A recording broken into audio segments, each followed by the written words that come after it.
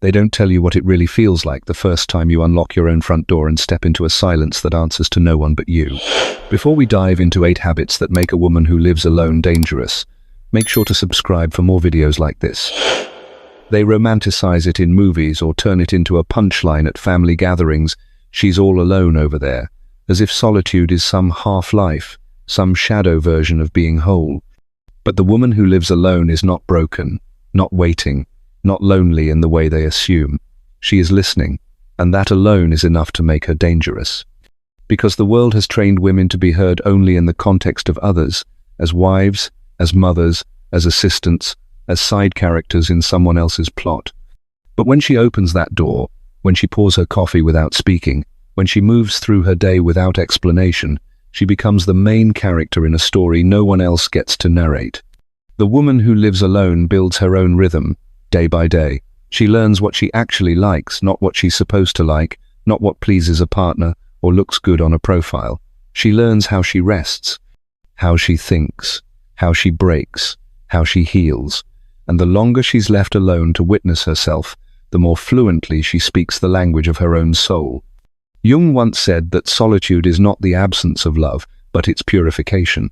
And this woman, this so-called loner, has purified her love by pulling it back from places it was wasted. She no longer bleeds to prove she's kind. She no longer nods to keep the peace. She no longer waits to be chosen. Because she has already chosen herself, over and over again, in 1,000 small moments no one ever saw. That's what makes her threatening. The kind of threatening that doesn't shout or stomp. The kind that just island. The kind that unsettles people used to women apologizing for taking up space. She walks into a grocery store and doesn't scan for approval. She walks into a cafe and brings a book instead of company. She decorates for no one but herself. She spends her own money on things that spark something in her chest, not just her closet. And yes, she has hard days.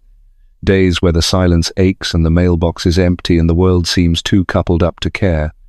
But even in those moments, she returns to herself, not because it's easy, but because it's real. She doesn't pretend. She doesn't perform. She doesn't dilute her sadness or her joy. She lets it move through the walls she painted herself, in colors she never had to compromise. And if you ask her why she chose this life, she won't give you a speech. She'll just smile in that quiet way she does, as if you've asked the wrong question. Because it was never about choosing this life over another. It was about choosing herself. And when a woman does that fully, when she stops asking for permission to exist as she is, she becomes a threat to every system that profits from her self-abandonment. That is why the woman who lives alone is dangerous. Not because she is alone, but because she is free. Carl Jung called it individuation, the process of becoming who you truly are, not by acquiring more, but by peeling away everything false. And the woman who lives alone does just that. She doesn't fill the silence with distractions, or mask her emptiness with someone else's noise. She sits with it. She studies it. She lets it ask questions she once avoided. Because she knows that becoming whole is not about being surrounded, it's about being seen first by yourself. And that kind of self-seeing is rare. It doesn't flatter. It confronts. It doesn't reassure. It transforms. Jung said that individuation begins when we can no longer ignore our inner contradictions, and the woman who lives alone has made a home inside hers. She knows she can be both soft and unyielding, joyful and grieving, tender and unwilling to bend. She has felt the ache of loneliness and still chosen not to settle. She has faced her shadow and refused to project it onto someone else for comfort. While others run from discomfort by disappearing into relationships, she chooses to face the mirror even when the reflection hurts. And this is where her danger lies. Not in her isolation, but in her integration. She has retrieved all the parts of herself she once abandoned to be liked, needed, or chosen.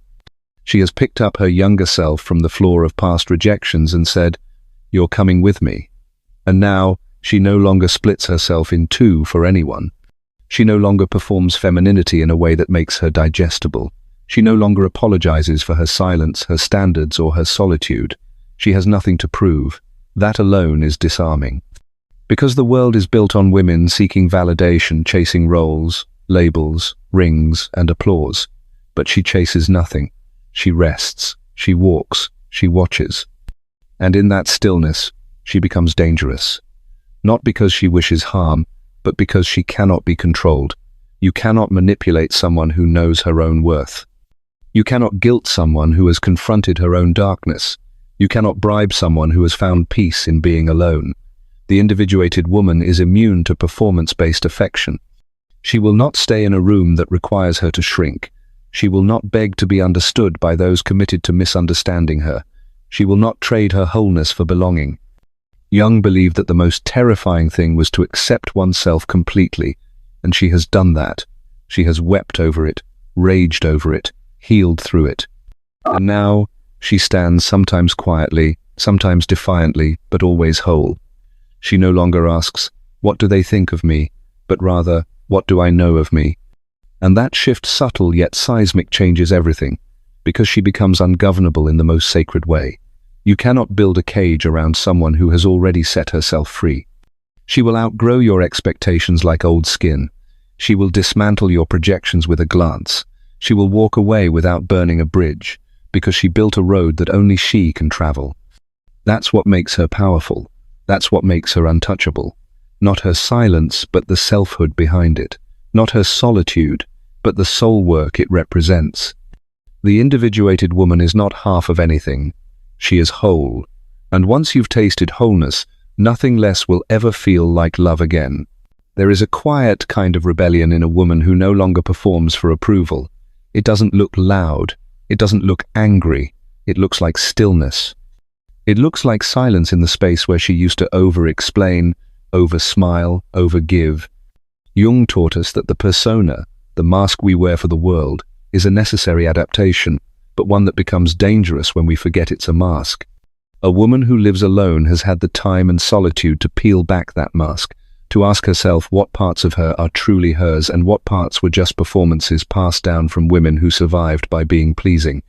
And when she stops performing, she becomes powerful in a way that is almost eerie to those who are used to women seeking permission. She no longer laughs when something isn't funny. She no longer adjusts her voice to sound softer, smaller. She no longer dilutes her brilliance to soothe someone else's insecurity. She exists on her own terms, and that makes her untouchable to the ones who would feed on her doubt. Insecure men don't know what to do with a woman who is not seeking their gaze as a mirror. They rely on her hunger to define their value, their desirability, their dominance. But when she stops performing, that entire economy collapses. She no longer buys love with obedience. She no longer invests in relationships that require her to disappear. She simply breathes in her own space, and that breath alone is threatening. Because approval is a currency most women are taught to trade in from birth. Be nice, be polite, don't be too much, don't be too smart, smile more, ask less.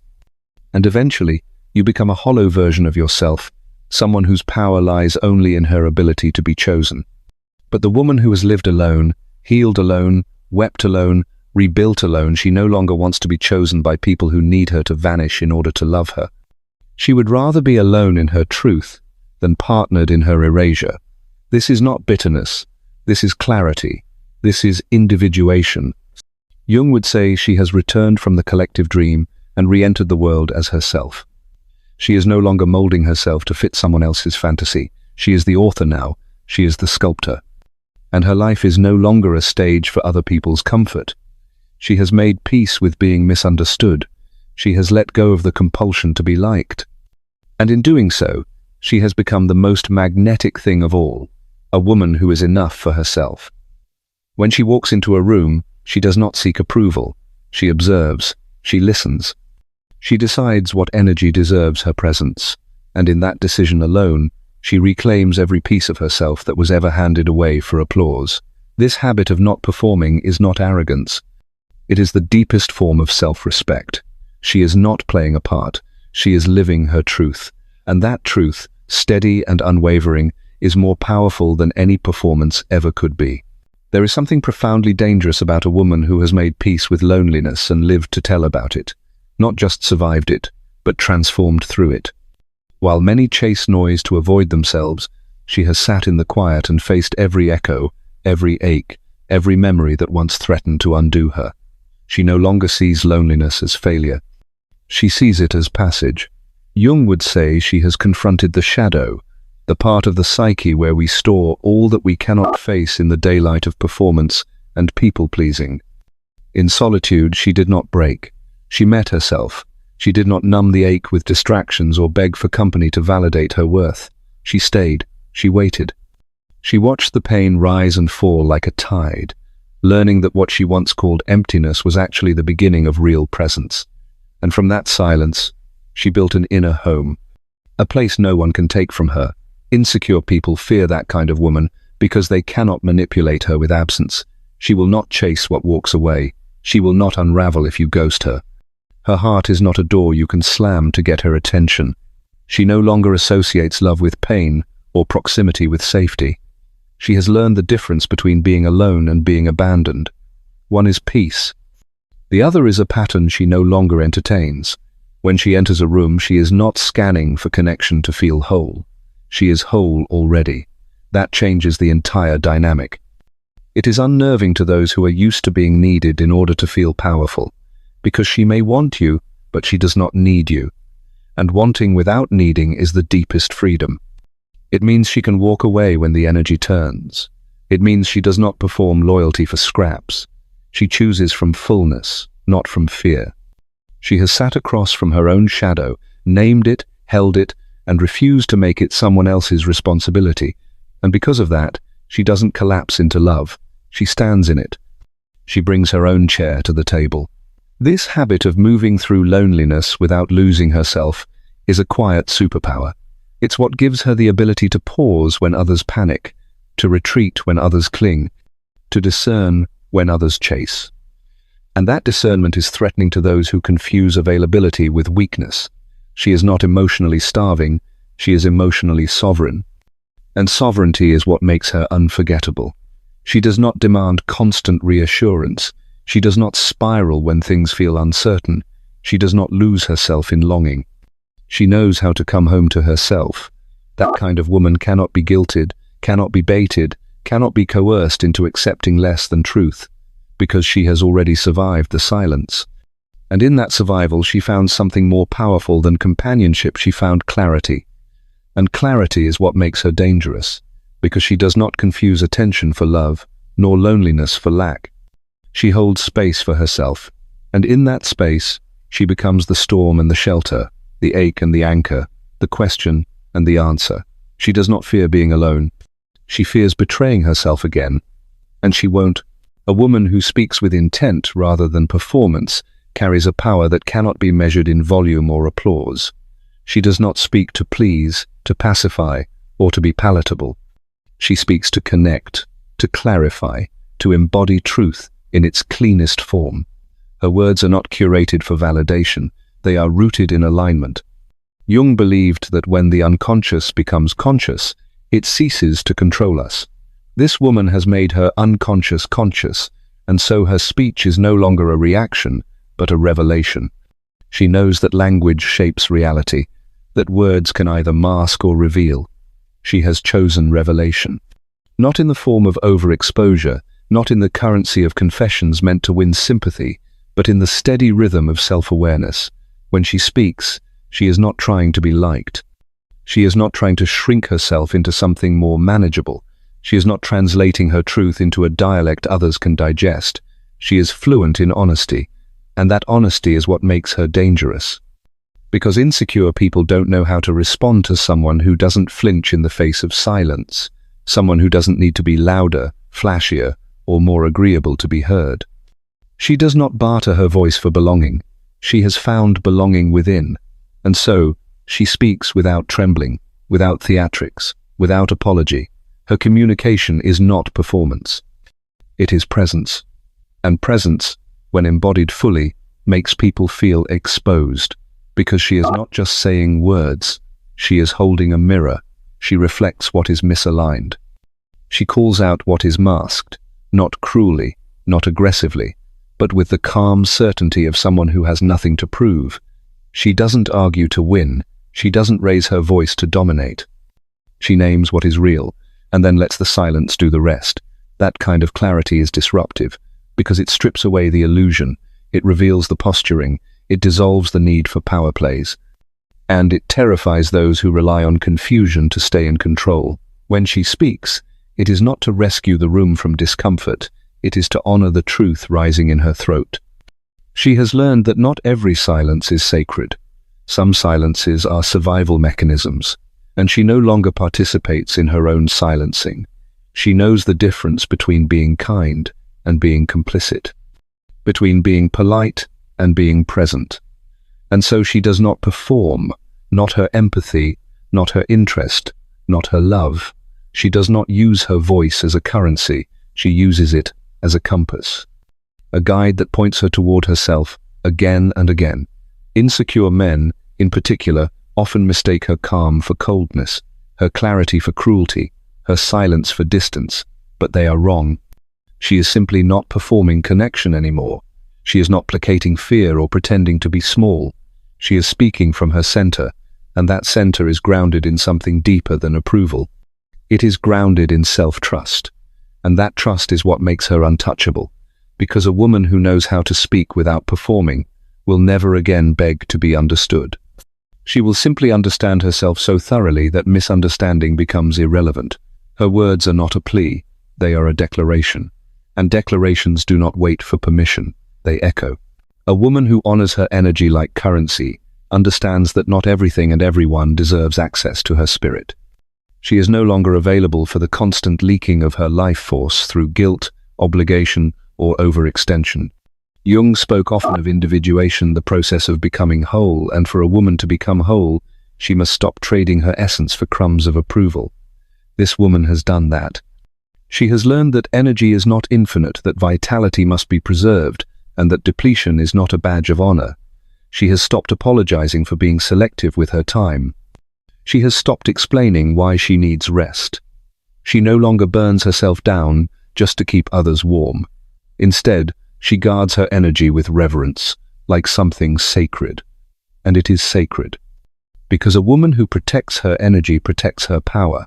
She is not moved by urgency that is not hers. She is not seduced by chaos masquerading as importance. She does not jump just because someone yells. She doesn't run herself ragged to be seen as generous. She has nothing to prove. Her worth is no longer tied to how useful she appears. She does not attend every argument she's invited to. She does not pour endlessly into half-built relationships. She does not pick up what is not hers to carry. Instead, she listens to her body, her gut, her intuition. She rests when her soul says rest. She leaves when her peace is compromised, and she does it without spectacle, without warning, without guilt. That quiet departure is her boundary. That invisible line is her revolution. She does not need to yell, "I'm tired," for her absence to be valid. She simply exits the spaces that drain her and does not return, and that exit is louder than any protest. People who were once used to feasting on her light now feel the void when she protects it.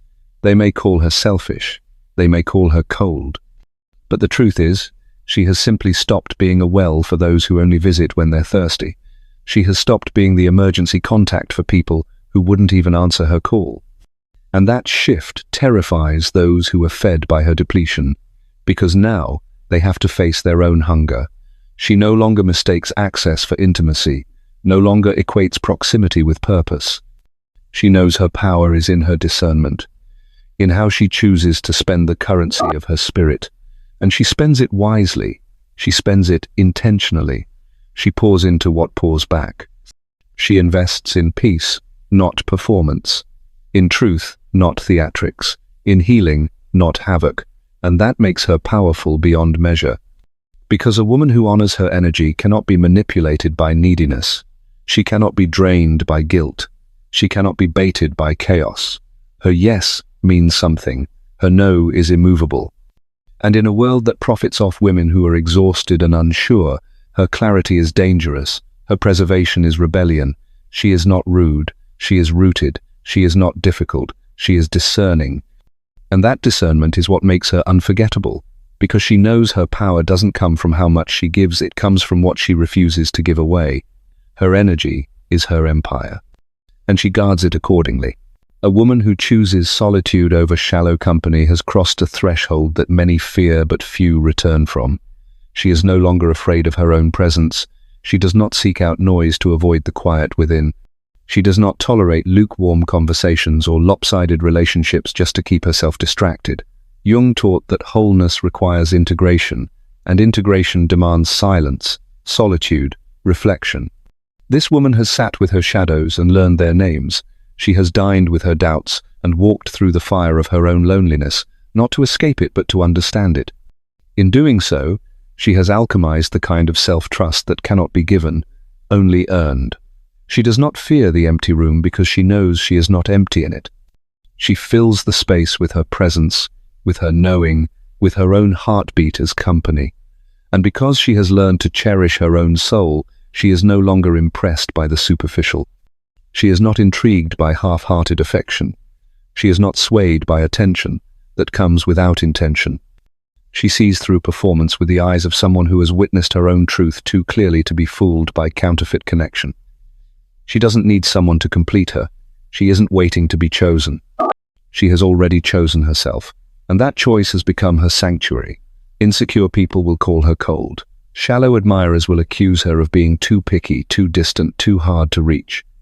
But what they don't understand is that she has already lived through the drought of connection that lacks depth. She has learned the cost of pretending to feel something just to avoid feeling alone. And she refuses to pay that price again. She knows the difference now between chemistry and chaos, between being pursued and being truly seen, between being wanted and being respected. And she will wait for respect. She will wait for depth. She will wait for a presence that doesn't shake her peace but deepens it. Until then, she chooses herself. She chooses solitude not as a defense, but as a declaration. It says, "I would rather be alone in truth than accompanied by illusion." It says, "I am not afraid to sit with myself because I have become someone worth sitting with." That level of comfort in her own skin is revolutionary in a world that teaches women to measure their worth by how much attention they receive. She no longer chases. She attracts. She no longer begs. She belongs. Her solitude is not a void, it is a wellspring, a place she returns to for renewal, not retreat. And because she does not need to be filled by others, she becomes magnetic to those who carry substance. Her silence becomes her filter, her stillness becomes her boundary, and her refusal to settle becomes the standard that both protects her and elevates those around her. This kind of woman terrifies the insecure, not because she is cruel or closed off, but because she is complete. And when a woman becomes complete, she becomes powerful. When she can sit alone and feel full, she stops accepting crumbs. She stops bending to be seen. She stops fearing her own depth. Instead, she invites others to rise into theirs. And if they cannot meet her there, she does not descend. She simply stays home in her own soul. There is a kind of power that doesn't announce itself in volume but in vibration, and a quiet woman who carries unshakable conviction is that power personified. Her words are not many, but they are chosen. She does not dominate a room with noise, yet when she speaks, the atmosphere leans in. Her silence is not passivity, it is precision. Carl Jung believed that the self, the true center of one's being, reveals itself not in noise, but in integration. And a woman who has integrated her light and her shadow, her grief and her strength, speaks from that self. She doesn't try to convince anyone of her worth, because she knows it is not up for debate. She doesn't argue to be right. She embodies what is right for her. Her voice, though soft, is grounded in a clarity that cannot be rattled by disapproval. She doesn't bark orders or raise her pitch to be heard in a sea of ego. Instead, she carries herself with the kind of certainty that speaks louder than performance ever could. Insecure people will often underestimate her quiet nature, thinking it means submission or fragility. But what they fail to realize is that her softness is not a lack of strength, it is strength refined. It is power that has no need to shout because it is already rooted. She has nothing to prove, and that terrifies those who only feel valuable when they're being validated. She doesn't compete because her lane has no traffic. She doesn't chase because what belongs to her will recognize her energy. And when she does speak, whether it's a yes, a no, or a truth, no one else has dared to say she speaks from alignment, not fear. Her conviction is not built on stubbornness, but on deep inner knowing. She has questioned herself 1,000 times in solitude, and emerged with a truth that is hers alone. And because of that, no amount of external pressure can make her collapse. She can walk away from people who once made her feel small without needing to explain a thing. She can choose peace over performance, solitude over spotlight, self-trust over approval. She does not tremble when challenged. She does not shrink when misunderstood. She simply remains calm, steady, anchored in a self that no longer needs defending.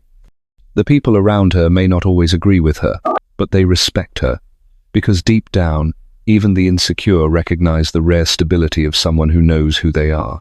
Her presence creates a ripple. It awakens those who are ready and disturbs those who are not.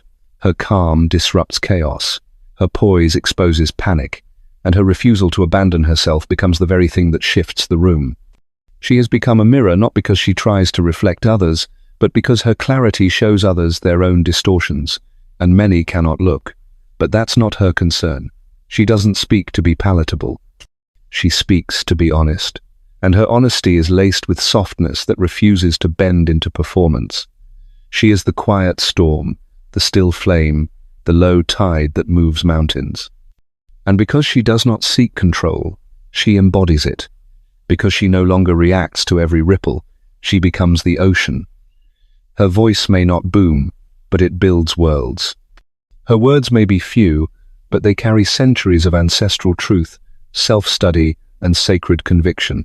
She is not loud, she is aligned, and that alignment is unforgettable.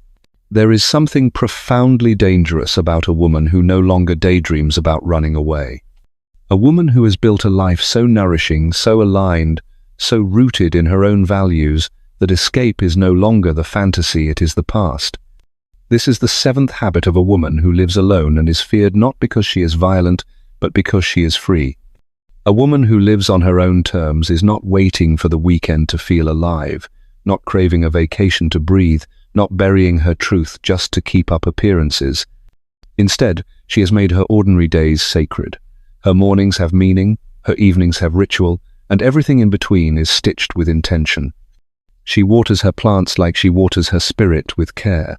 She brews her coffee not to survive the day, but to savor it. She writes her thoughts, not for performance, but for clarity. Her solitude is not a cage, but a canvas, and every detail of her space reflects the quiet revolution of a woman who decided to stay not for others, but for herself. Carl Jung taught that when we become conscious of the unconscious, we gain power, and this woman has become fully awake to the ways she used to abandon herself. She no longer spends energy performing for people who never really saw her. She no longer accepts scraps of affection or seeks chaos for stimulation. Instead, she has slowed down enough to hear her own soul speak and then rebuilt her life to match its rhythm. That rhythm is not rushed, it is not desperate, it is not dictated by fear or by the need to be chosen. It is hers, and because of that, she is dangerous to a world that profits from women feeling unworthy, unseen, and unsettled. Insecure men and even some insecure women will look at her with suspicion, because a woman who doesn't need to be saved cannot be controlled. She no longer needs a knight or a rescuer. She is not waiting at the metaphorical window. She is not trapped in a tower. She bought the land, grew a garden, and locked the gate from the inside.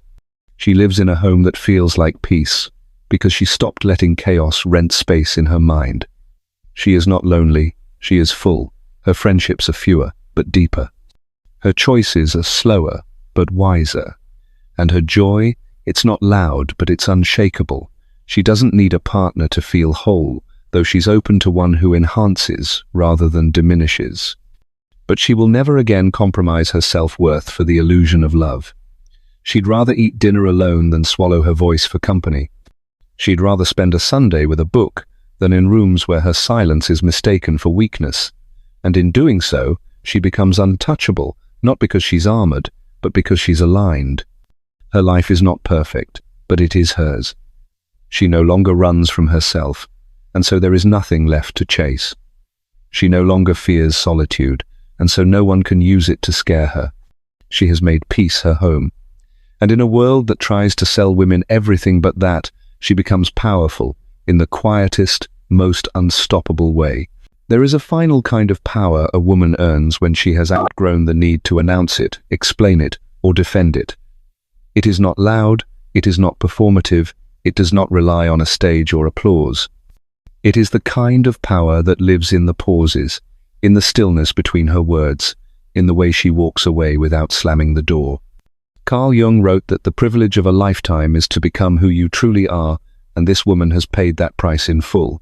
She has endured misunderstanding, isolation, and the sharp ache of letting go. She has burned in the fire of her own transformation and come out shaped not by rage, but by clarity. She is no longer the woman who begs to be heard. She is the woman whose silence makes people question everything. She used to raise her voice to compete with noise. Now she lowers it to restore peace. She used to chase closure like a moving target. Now she closes chapters with grace, even when apologies never come. She used to absorb guilt that wasn't hers. Now she returns it like unopened mail. She is not dangerous because she seeks revenge. She is dangerous because she no longer needs it. The people who once had the power to unmake her now watch from the sidelines, confused by her calm and haunted by the realization that they no longer live rent-free in her mind. She does not explain her glow-up. She does not translate her peace for those who only speak chaos. She simply exists, and that is enough to shift the air in a room. When she enters a space, people feel the boundary before she speaks. When she makes a choice, she does so without second-guessing or crowd approval. This is the final form of the quiet woman, untethered from performance, unbothered by doubt, and uninterested in fitting into places that once required her to shrink. Her quiet is not absence. It is presence distilled. Her peace is not passivity. It is the prize she earned by choosing herself over and over in a world that begged her not to. Insecure people will call her cold, detached, selfish. But that's because they were never meant to stay in the warmth she now reserves for herself. She has learned that not everyone is entitled to her softness, not every hand deserves to be held, and not every conflict is worth stepping back into the fire for. She lives by a different compass now, one built not on reaction but on resonance. If it doesn't align, she doesn't engage.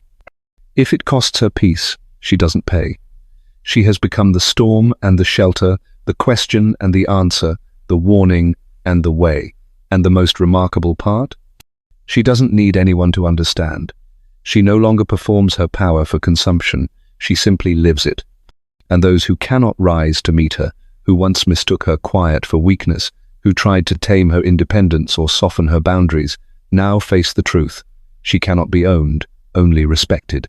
She cannot be kept, only honored. And when she walks away, when she does not flinch, explain, or return, it is the final warning that she has become something rare and untouchable. A woman who belongs only to herself. A woman whose very existence rewrites the rules. A woman whose quiet is not just strength, it is prophecy. There's a moment in every healed woman's journey where she realizes she no longer needs to be understood to be valid. That moment is quiet, almost unremarkable on the surface. She might be washing dishes, walking alone at dusk, sitting in the car before going inside, but something clicks. The compulsion to defend herself fades. She no longer feels the urge to retell her story and hope someone might finally say, "You were right." That need dies quietly, and in its place, something ancient rises, something fierce, but calm. Not anger, not indifference, but sovereignty. Carl Jung wrote about the self as the totality of a person's psyche, achieved through individuation, the integration of all our parts, both shadow and light. A healed woman embodies that self without fanfare. She does not wait for others to confirm her wholeness. She owns it, she wears it. And insecure men sense it instantly, though they often misname it as arrogance. But it is not arrogance to know your worth. It is not superiority to stop over-explaining your existence. It is survival. It is freedom. It is truth. And for a woman who has spent years contorting herself to be palatable, to be pleasing, to be small, this freedom is revolutionary. Insecure men don't fear loud women as much as they pretend. Loudness is predictable. It's reactive. It can be dismissed as hysteria or mood. But a woman who is calm, certain, and unmoved, she is unknowable. She no longer engages in the tug of war. She doesn't play their games, and that makes her dangerous. Not violent, not cruel, just beyond manipulation. Her presence holds a mirror they cannot look away from. Because she no longer sees herself through their gaze. She no longer twists herself into their preferences. She stands as she is, unshaken. And in doing so, she dismantles the fragile identities of those who depend on dominance to feel whole. Jung believed the shadow, the unconscious part of ourselves we deny or repress, is most often projected onto others. Insecure men project their shadows onto powerful women because they cannot yet face the weak parts of themselves. And when she doesn't absorb that projection, when she hands it back without a word, it fractures their illusion. It forces them to see the emptiness they tried to fill with her. The healed woman does not attack. She doesn't retaliate. She simply reflects. And that reflection can be unbearable for those who are not ready to grow. That is why she is so often labeled as difficult, intimidating, cold. But she is none of those things. She is simply clear, and clarity, when met with confusion, feels like a threat. Her clarity cuts through the noise. It reveals who is willing to meet her in the light and who only ever wanted her in the dark. She no longer wastes time convincing anyone of her softness. Her softness is reserved now for herself, for those who have earned it. And her power? That belongs to no one. It isn't a weapon. It isn't for show. It's simply island. In the end, what makes her unforgettable isn't how she left or even how she loved. It's how she returned to herself, fully, quietly, unapologetically. And in that return, she reminds the world, and especially those who tried to break her, that a woman rooted in herself is not a danger to society. She is a danger to the systems that depend on her disempowerment. She is the beginning of something honest, something ancient, something the world cannot unsee. There is a particular kind of gravity in a woman who has stopped trying to be anything but herself, a kind of presence that shifts the air when she enters a room without needing to say a word. And it is this presence that unsettles insecure men the most because it cannot be tamed, managed, or made dependent on their validation. It's simply island. After years of conditioning that taught her to apologize for taking up space, for being emotional, for wanting too much, she has come to a quiet and irreversible understanding. Her being is not a burden. It is her birthright. Carl Jung spoke often of the integration of the shadow, the process of bringing unconscious material into conscious awareness in order to become whole. And this woman has walked through her own shadows without flinching. She has faced the unmet grief, the unspoken rage, the wounds inherited from mothers who didn't know how to love themselves, and fathers who only saw her as a mirror for their ego. She has cried on cold bathroom floors and smiled through betrayals that hollowed her chest, but she never let it make her bitter. Instead, it made her clear. And now, she speaks with the calm of someone who has nothing left to prove, nothing left to beg for, and nothing left to explain, especially not to men who only feel powerful when she is uncertain. Her peace is no longer the absence of conflict, it is the presence of boundaries, of silence, of not engaging where she once bled herself dry just to be seen. She doesn't ask for closure anymore because she has learned that closure from the people who hurt you is just another version of captivity, another way of saying, please validate my pain, but she no longer needs her pain validated. She honors it, and she carries it like a stone polished by time, no longer jagged, but smooth and sacred. In this new chapter of her life, she gives less of herself to the noise. She no longer over-explains her decisions or softens her truth to protect fragile egos. She has discovered that some people are committed to misunderstanding you, not because you're wrong, but because your clarity threatens their carefully constructed narratives. Jung believed the most terrifying thing is to accept oneself completely, and she has done just that. She has stopped performing.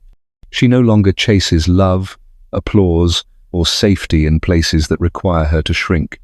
And it is precisely this unapologetic wholeness that makes her dangerous not to healthy men, not to those who walk in self-awareness and grace, but to insecure men who only ever loved her as long as she stayed small. She is dangerous because she cannot be seduced by the promise of potential. She has learned to believe patterns. She is dangerous because she listens to her gut even when her heart protests. She is dangerous because she doesn't need to be rescued, entertained, or managed. Her silence is no longer the silence of compliance, it is the silence of knowing. And in that knowing, she becomes untouchable not because she is closed, but because she is finally whole. She walks through life now with a different kind of posture, not one that demands attention, but one that makes it impossible to look away.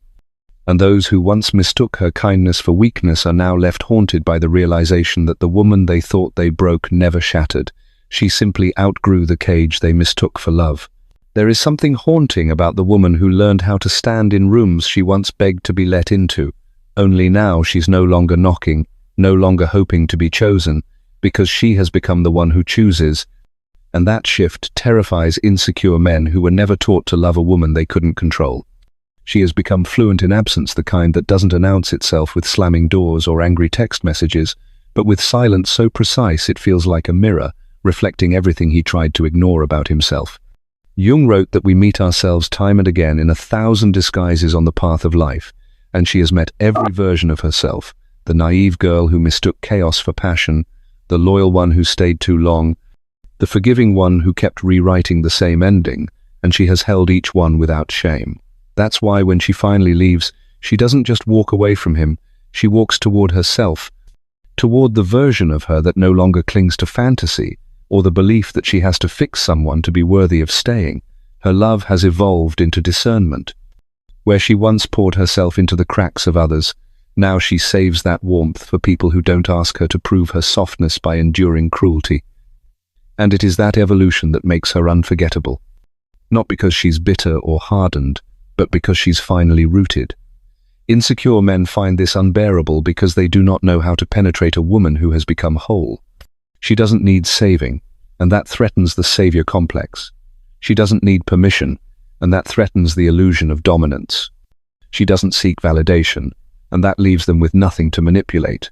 Her no is a full sentence. Her distance is deliberate. Her boundaries are not negotiations. And when she loves now, it is from overflow, not from emptiness hoping to be filled. She no longer tolerates men who confuse possessiveness with devotion, chaos with chemistry, silence with submission. She has unlearned the lie that strength means staying quiet, and now uses her voice not to scream, but to speak truth with unsettling calm.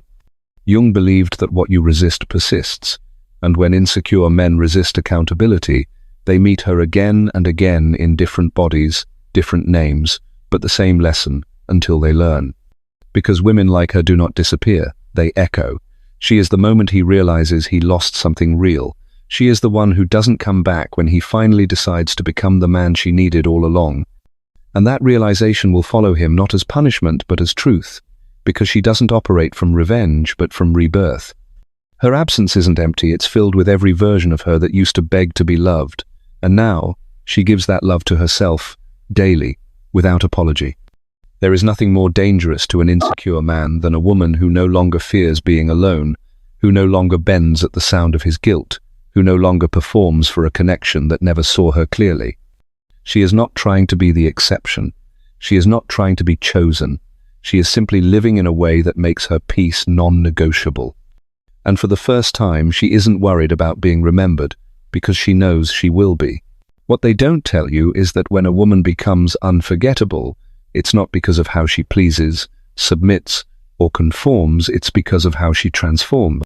The quiet woman who once adjusted herself to be palatable has become the woman who alters the emotional temperature of a room just by walking into it. And this is not magic, it is earned power. It's the result of disappointment after disappointment carving out a space inside her where only truth is welcome now.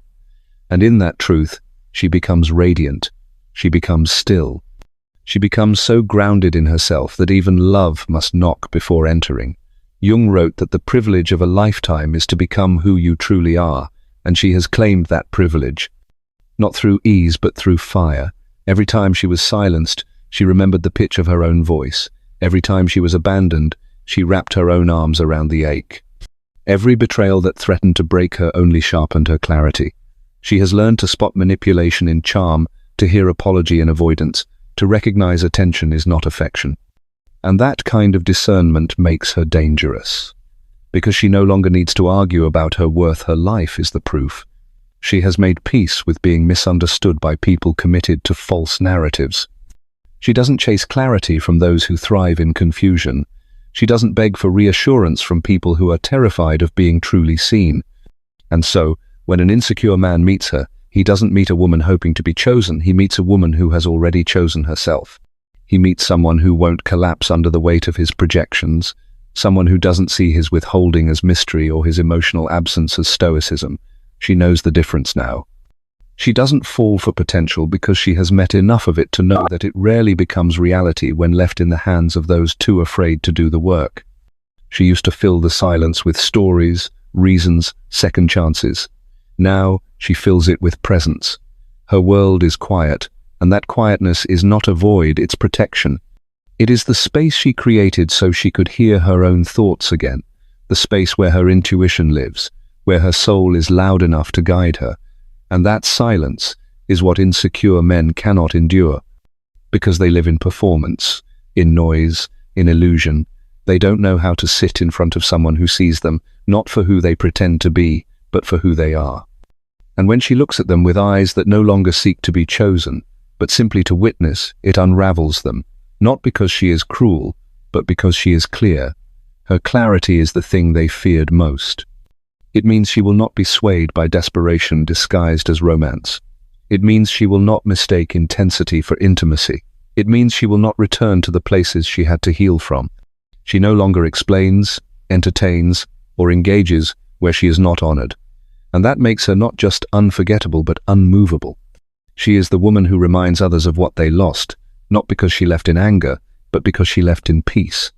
And that kind of departure, the one that says, "I'm not angry, I'm just done," echoes louder than any door ever slammed. They will tell stories about her quietly, over drinks, or in the privacy of their own regret.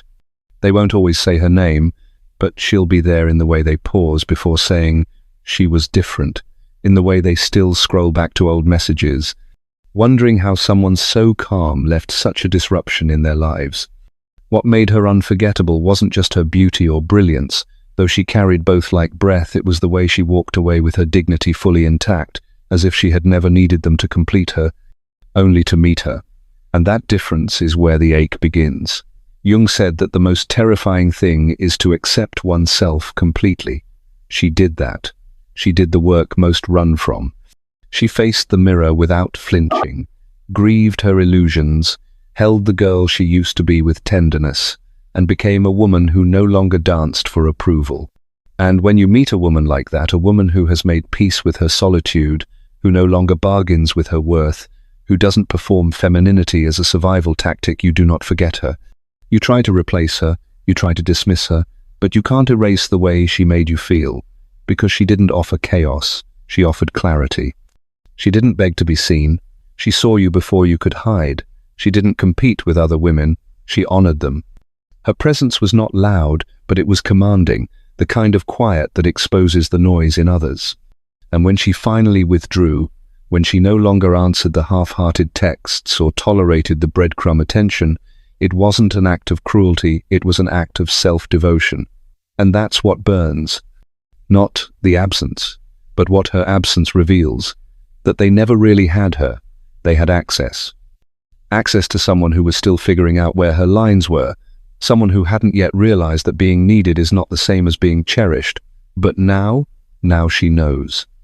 Now she builds her life from intention, not injury. She surrounds herself with those who don't shrink in the face of her depth, who don't punish her for her standards, who don't call her difficult when she is simply being direct. And that circle is small, sacred. Because the woman she's become doesn't come in pieces anymore. She arrives whole, and if you cannot hold space for her fullness, she will not contort herself to fit. That decision doesn't come with anger, but with grace. And grace, when it is no longer available to those who mistook it for weakness, becomes a haunting. She is the one who got away, not because she ran, but because she outgrew the places that asked her to make herself smaller. She is the one who remains in memory, not as fantasy, but as mirror. And when they remember her, it won't be with blame, it will be with awe, because they will know deep down, whether they say it or not, that they were in the presence of someone rare. A woman who needed nothing from them, but chose to love anyway. A woman who didn't just survive, but softened without breaking. A woman who became so whole that even her goodbye felt like a gift. That's the legacy of a self-aware woman, not one of vengeance, but of victory. Not one of noise, but of impact. Not one of being unforgettable for what she gave, but for what she refused to lose, herself.